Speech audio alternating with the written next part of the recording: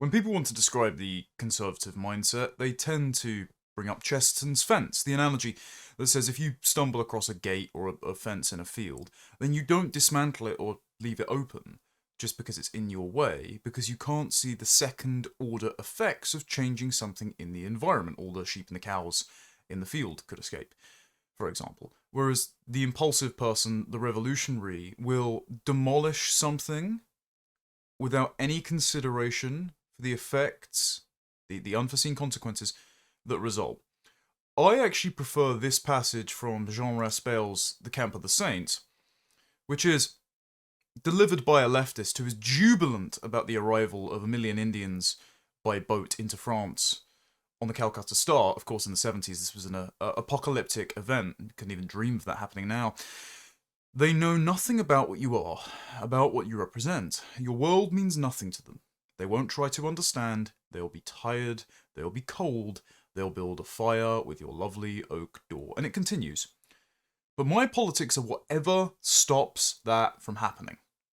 And so, I, like the rest of X earlier this week, had a visceral, spiritual reaction to this video. This was a kind of like psychic attack on the country.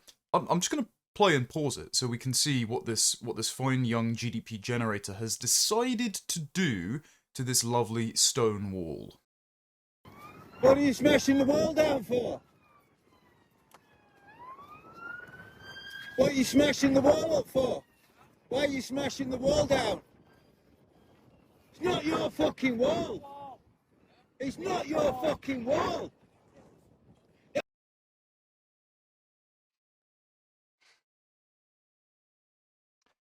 As the chap who's filming says in the video, these walls are hundreds, possibly thousands of years old.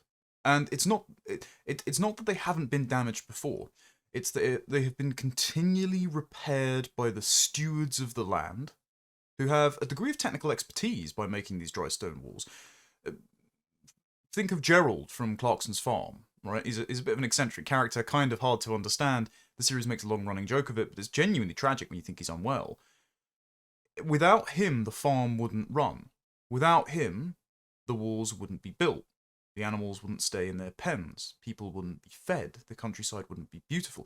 Britain is a tapestry of well-tended lands because generations of farmers, of builders, bricklayers, carpenters, have made it that way. And not only are those skills dying out because that generation is dying out, because for some unfathomable reason, if you actually cared about the health of the country, cared about its aesthetics, we have moved completely into a digital service economy and discouraged people from taking up those trades. And we've so over-indexed into the knowledge economy, these meaningless spreadsheet jobs, that there are a dwindling number of people that can actually sustain the things, the sort of external visual markers that Orwell talked about in England, Your England, that actually make our country the unique and beautiful place that it is. And now you've just got some third worlder coming along in athleisure, just knocking it down because it's in his way. And he is incapable of rebuilding that which he has destroyed. And he doesn't even know what he's done wrong. So I went to Arundel Castle recently. And beautiful building. One thing I noticed, no bag checks, no metal detectors, no security, because there was basically no diversity. But as I was walking around, you see the armory, the bedrooms. There are various volunteer pensioners that just stand around telling you wonderful facts. My wife said it was like a real life version of Animal Crossing. You see the people to whom all of this resonates. They sustain it because they deeply feel that this is theirs, that they possess it. There's something of value here. And as we were walking around, we were looking at these wonderful wood carvings and the fact that the bedding had been embroidered to match the curtains. And we said these skills are all in short supply. You know, people don't do this wood paneling now. Instead, everything's a new build. Everything is made expediently to generate more GDP, to just cram in more raw bodies in the same amount of square footage. And the people that they're obsessed with bringing in at the expense, the quite literal expense, you know, our tax money, but also at the expense of the social texture and the aesthetics of the country, is this guy, who is just going to destroy it without a second thought because he doesn't understand any of that. Our civilization means nothing to him. He doesn't understand why we value these things. To him, it's just in the way. As Carl Benjamin is fond of saying now, well, he's coined the term, but I don't think he's actually fond of saying it. You do not understand these people. You do not think like them. You will never understand these people, and they won't try to understand you. They will just be angry that you have temporarily inconvenienced them. I've just watched you chucking bricks trying to smash the fucking wall down. I don't care, it's not your wall. There's a path up there off the main road. There's a path on over there. This is not your property, dude. You can't just go around smashing shit up because you want to go through it. It's not yours. This is the main theme of this video. This is why so many people were angry. It's not yours. And you know, he only just takes his headphones off to come over because he doesn't like the fact that he is being rebuked for just doing the first thing that popped into his head without any consideration for second order consequences. Chesterton's fence works when you're dealing with the revolutionaries in your own society. The camp of the saints is the political posture we must adopt, because now there is no conversation possible with people from a completely different civilization that doesn't value the things we value. They're not actually revolutionaries. They just don't understand why the things that you love are of value to you, because they are not of value to them. And if they are just temporarily in their way, they will smash them up, and they are incapable of repairing it. They will not reproduce our civilization. They will destroy it out of either habit or spite. Shout at you?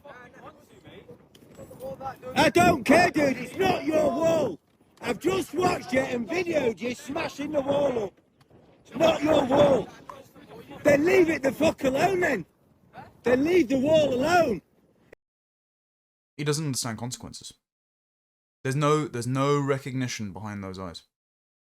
Just a vague incomprehension of why he's being told what he immediately wanted in that moment, because he has no impulse control, is wrong. He does not understand why you're shouting at him. He does not understand why the wall matters. He does not understand why you love your civilization, because it is just in his way.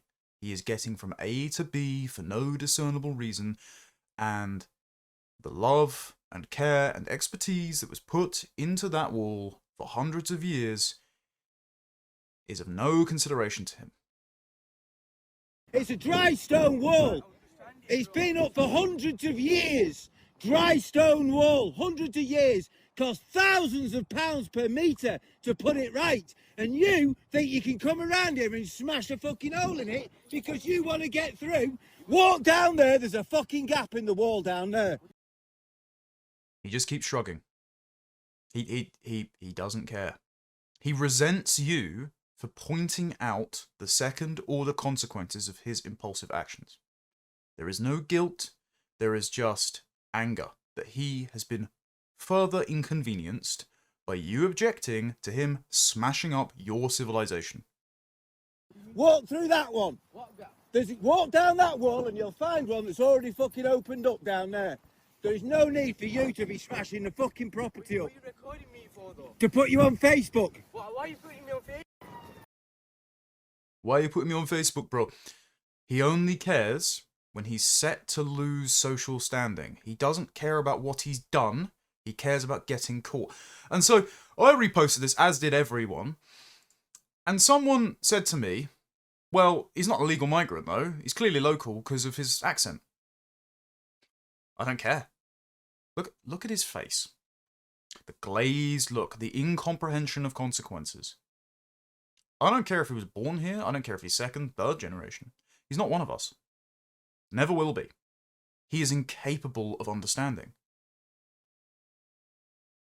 Our heritage, our heroes, our history, our civilization means nothing to him because he has no frame of reference for why he should care about it, because it is not his. Clearly, through his actions, he has shown he is not one of us, he will never be one of us. I don't care whichever Gujarat spawn point produced him in the subcontinent, he shouldn't be here, he should be there. And you know why I know that he will never be one of us? Because entire countries of people that are just like him act just like that. And that's why they don't have nice things. That's why they don't have nice dry stone walls. That's why nobody takes care of anything. That's why they are low trust. There are high rates of violent crime and theft, but also just general degradation. I've seen enough videos of Indians throwing rubbish rather, out of a train to radicalize me for a lifetime. And these people just shouldn't be here, ruining our civilization. But this is the exact thing that our entire governing class want. This is the consequence of the Department of Environment, Food and Rural Affairs, DEFRA's plan to disperse diversity across the countryside. Department overseen by Tamara Finkelstein, yes, the sister of Lord Danny Finkelstein, by the way.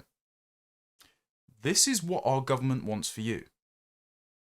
They want more diversity in the countryside, fewer dogs, because it makes the diversity uncomfortable, of course. They want these people to go and smash up our heritage. As someone joked, the Cato Institute will be producing a paper that says that actually this generates more GDP because it creates more jobs, because now there's going to be more people repairing the stone walls and more people installing CCTV cameras to catch the diversity demolishing the stone walls. So, more money's changing hands, GDP line go up.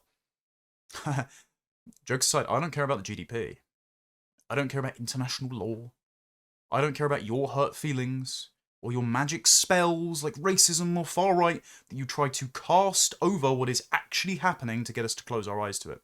I care about peace and prosperity and beauty and a high trust society and being able to wander around a castle or the countryside without having to worry that someone from the subcontinent or the Middle East will come along dressed like a bandit from the Elder Scrolls and destroy it just because it was temporarily in his way. You do not understand them. They don't understand you. They won't try. They will smash up your lovely dry stone wall if you let them stay. And so, they just need to be sent home. They can't be here. Thank God Rupert Lowe's planning to ban immigration from India, Pakistan and everywhere else.